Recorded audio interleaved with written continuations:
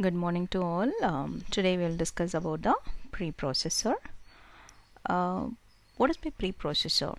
So why we need to go for the preprocessor means where if you are expecting a source code before the execution. Say for an example, this preprocessor implies is a process.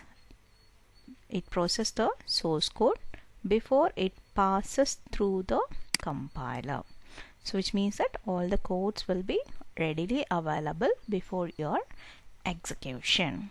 Okay, so it operates under the control of preprocessor command lines or the directives. So there are two things. One is either you can use a command line arguments, or otherwise you can also have a directives for this.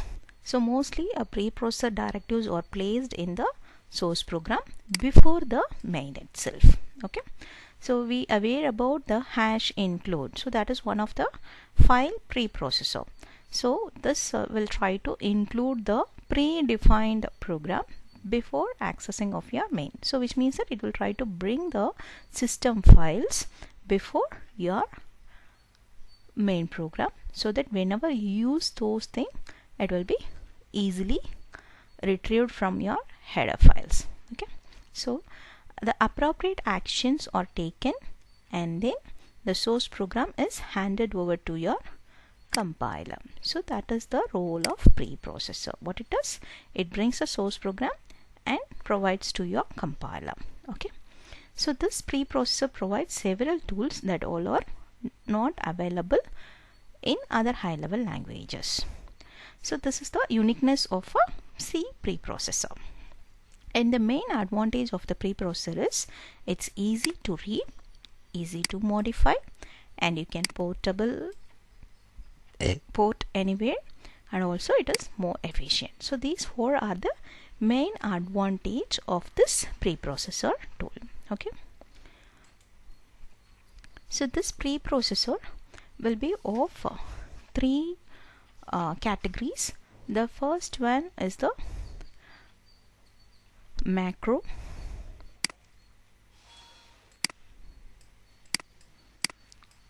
based. The second one is the file based. So you can bring some file before your compilation. The third one is the compiler based.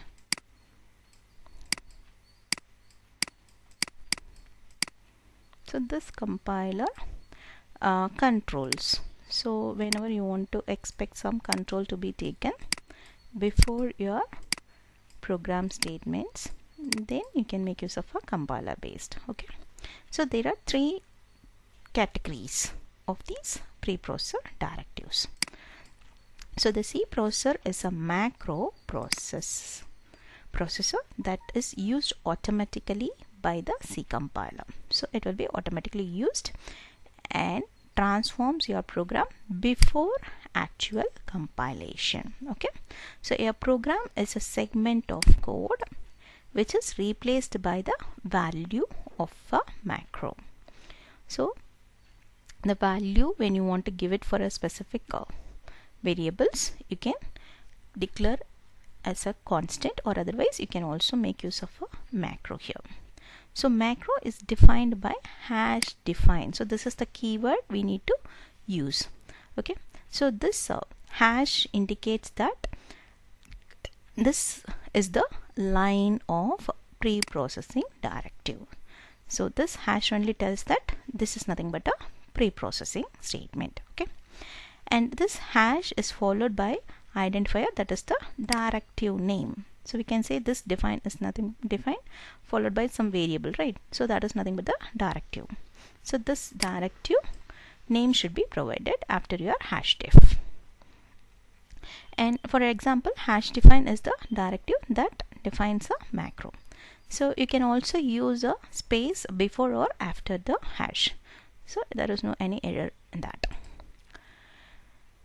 So there are 11 different preprocessor directives or exist in C preprocessing. The first one is the include, and the second one is the define, and define, So when you define it, when you want to say it's not necessary, then you can go for the AND-if. And then the other one is the if statement. So when you want to bring some if statement, you can use the if def and also if not def. So if AND-if means if not defined, okay. And then if part, else if part, elif is the else if, okay. And then we need to have a end if.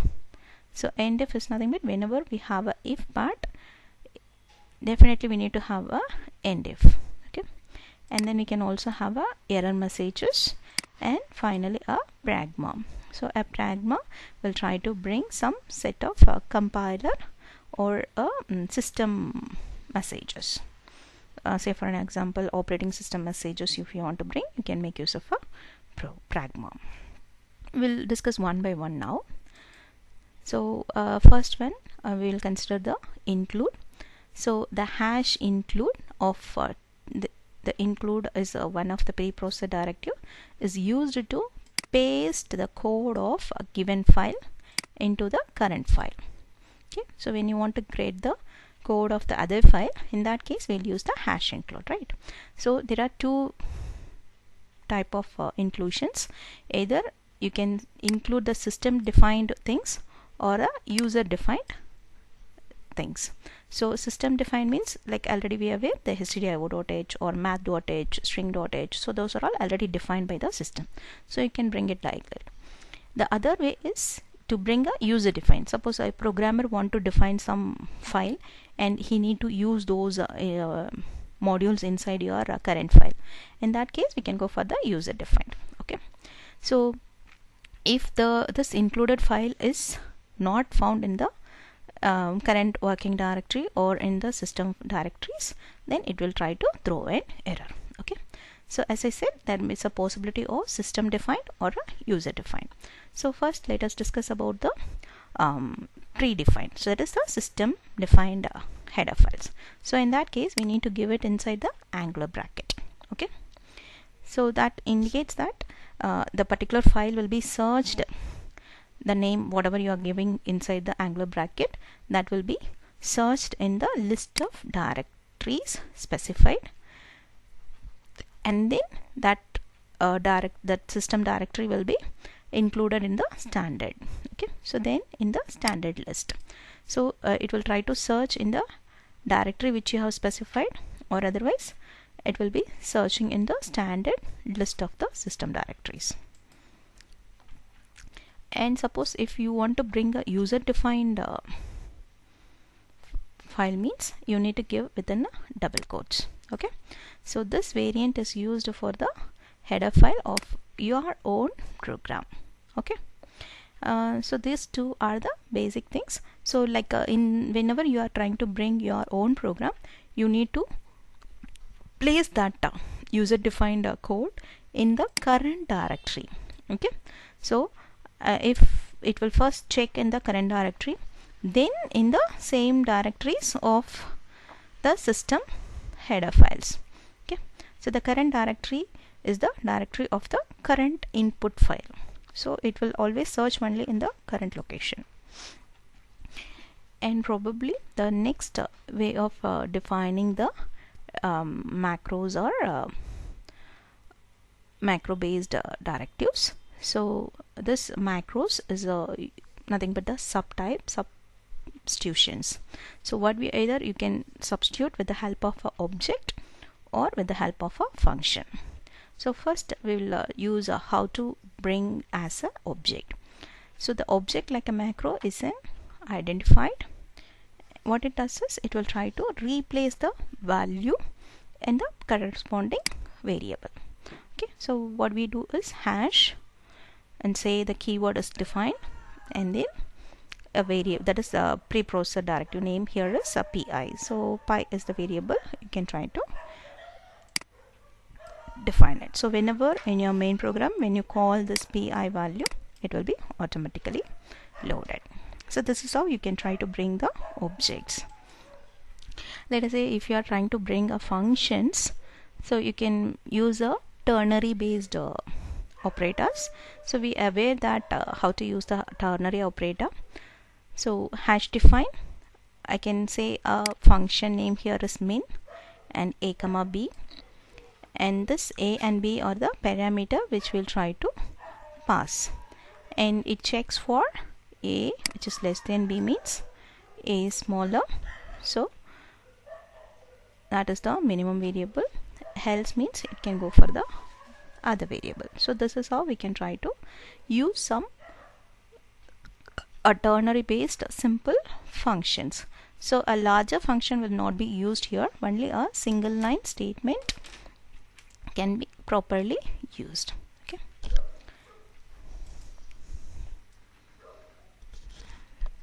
And suppose the definition which you have defined should not be used further, means you can try to go for undef. So the undefined, that is undef, is the keyword which says that this pi already which you have defined is not going to be used further. So whenever you use the pi variable inside your main program, it will throw an error. Okay. So these kind of preprocessor directives mostly used when we want to give a control to a different set of users. During that time you can give a permission to access for a particular user. For the others you can try to say undefined, so that that particular variable can't be accessible. Okay. And now we will discuss about the ifdef. So ifdef is a preprocessor directive. It checks if macro is defined. Okay. So ifdef followed by the macro, which means that macros which you have defined already is available. If not means you can also use the vice versa, if ndef, so that not defined. Okay. And each and everything will be ended with the ndef. Okay. So this is mandatory. And then the other one is the if statement and else. So generally this ifdef will try to check for the directives. So here a normal if else part, if you want to make use in your codes, then you can use a hash ifdef preprocessor directives, so that before your compilation this will be processed and then it will be readily available. So if preprocessor directive evaluates the expression or the condition, if the condition is true means the code will be executed. Similar way else means if the condition is false, this will be executed. And also each and every this if, else if def, if ndef, everything will have the ndef. Okay. So you can see in the syntax, if the expression will be provided, and then you can also have your if code, that is true block, and then else part with the false block, and finally you can have a ndef. Suppose if you want to bring the elif, you can consider the if statement and place your true block, and then elif. So elif is nothing but a else if. Okay. And then the expression and the true block, then else and false block, and finally you need to have a ndef. So this is a simple example how to use the if and else part in your macro. So what I'm doing here is we will define a number 1, and in the main program we are checking for the number. If it is equal to 0, then we can print it. Else means it's not defined, so the value of the number is non-zero, like that we can provide. And finally we can give a ndef. It's something similar to your if else statement, but only thing is here we are using a preprocessor, which means that the hash is included before your if, so that before your compilation itself this all will be readily available. Okay. And the next one is the error. So the error preprocessor directive indicates the error message. So what we can do is we can indicate some error message in your preprocessor directive, so that when this if and if the math is included means okay, fine. If it is not included means I need to throw in error. Okay. So that's why if check for the math.h, If it is not defined, we will throw an error. Else means we can try to execute the program. And finally we will place the end. And the last one is the pragma. A pragma is a preprocessor directive, is used to provide additional information. So what kind of information we can provide? A machine or operating system features can be included, making use of a pragma. So here a simple example is given here. Hash include token. Okay, say here we are defining some function, and when we say the function is started or not, so that I can inform a startup function. So once the function gets started, it will display the message. Suppose when it is coming out of it, it will try to again print the message which is defined in that function. Say here the function definition has I am a function. So whenever we call the function, okay, so whenever we called it, it first calls the definition of that function, and then it may be getting inside your main program. Once it is terminated, then it again says that it is over. So I am a function. Again the definition which you have placed in the function will be processed. So this is how you can give some extra informations to a execution. Okay. So hope you all are understood the preprocessor, and also this preprocessors may be also used in nested based. So which means that macro name within another macro.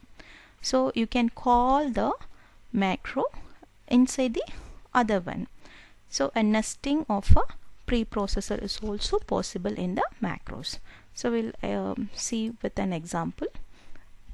Say here hash define square of x. So what we are doing, just we are computing the x into x and storing in the square of function. And once we are calling the cube, the square will be used, and then that will be multiplied with x. So this is how when a square is called, it will call the another macro. This is how we can call for the nesting. Okay. So in your main, we can call the square, and you can also call the cube. So once you call the cube with some argument, that will be passed here, and this argument will be passed to the square of x, so that again the square of x will be processed, and then it will get returned here, and then that resultant will be multiplied with the x. Okay. So this is how we can try to go for the nesting. And on the whole, what are the advantages of the macro? It is time efficient, and no need of passing any argument like a functions, and it is always pre-processed before the compilation, and it is easy to read. And the major disadvantage in the macro is it's very hard to debug the code once it is large. Okay. And then it also occupies more memory than the functions.